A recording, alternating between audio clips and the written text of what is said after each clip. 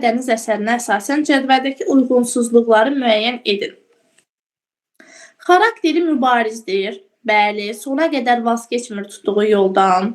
İradə sahibidir, tamamilə doğrudur. Yəni biz onu onun xarakterinin əsl məğzi nə idi? Onun iradəli olmağı, mübariz olmağı. Görürsünüzmü? Sona qədər, yəni insanlar, ətrafdakılar onu uğursuz adlandırmağına baxmayaraq tutduğu yoldan dönmür. Yəni sonda da istədiyinə nail olur. Nitqim. İcazə ver gedim sənin üçün sabah bir neçə sardina tutum. Aha. Bu kimin nitqi idi? Balaca həmin o oğlanın nitqi deyildi.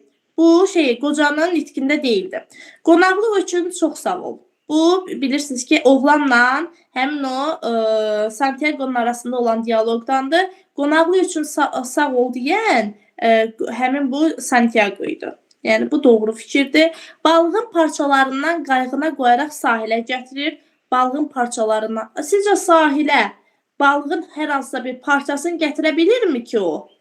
Heç bir şeyini gətirə bilmir. Ay, sağ ol. Sadəcə onun skeletini gətirə bilir. Tutduğu iri balığa hücum edən ilk köpək balığını öldürür. Bu tamamilə doğrudur. Buradan bizdən uyğunsuzluqları istədiyinə görə 3-dür, bir də 5-dir.